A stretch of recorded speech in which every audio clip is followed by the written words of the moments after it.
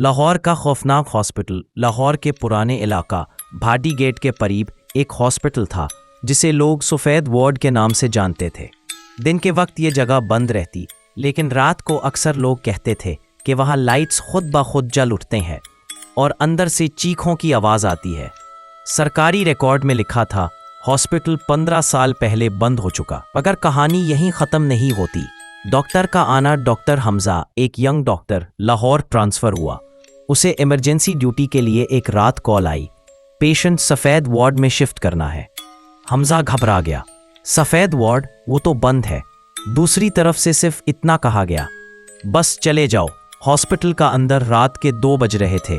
Hospital کے get پر کوئی guard نہیں تھا۔ دروازہ کھلا ہوا تھا، جیسے کسی کا انتظار کر رہا ہو۔ اندر گھس کر حمزہ نے دیکھا، دیواروں پر خون کے پرانے نشان، بیڈز پر پھٹی ہوئی چڑیں اور ہوا میں دوائی اور سڑی ہوئی چیز کی بو۔ لفٹ کا بٹن خود بخود -2 فلور پر چلا گیا۔ سفید وارڈ لفٹ کھلی تو سامنے ایک لمبا کوریڈور تھا۔ دیواروں پر لکھا تھا، یہاں سے کوئی ڈسچارج نہیں ہوتا۔ ایک کمرے سے کسی عورت کی آواز آئی، ڈاکٹر مجھے بچا لو۔ حمزہ نے دروازہ کھولا۔ اندر ایک عورت وائٹ گاؤن میں تھی، لیکن اس کا چہرہ بالکل جلا ہوا تھا۔ اس کی آنکھیں نکال چکی تھیں۔ حمزہ پیچھے ہٹ گیا۔ تم زندہ نہیں ہو سکتی، وہ عورت بولی۔ ہم سب یہی مرے تھے۔ سچ کا انکشاف۔ حمزہ کو یاد آیا، 15 سال پہلے اس ہاسپٹل میں اللیگل ایکسپیریمنٹس ہوتے تھے، غریب پیشنٹس پر دواؤں کے ٹیسٹس بنا اجازت۔ ایک رات فائر لگی، دروازے بند کر دیے گئے، پیشنٹس کو اندر ہی چھوڑ دیا گیا۔ سفید وارڈ اسی وقت سے لعنت بن چکی تھی۔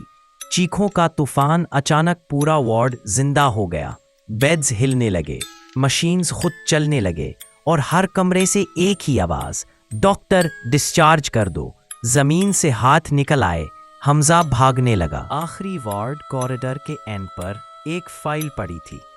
ڈاکٹر حمزہ کا نام اس پر لکھا تھا۔ اس نے فائل کھولی۔ Cause of death heart failure, time 2:47 AM۔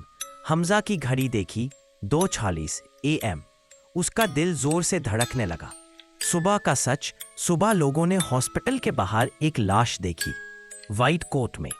Police record میں لکھا گیا، ڈاکٹر نائٹ ڈیوٹی کے دوران وفات ہو گیا۔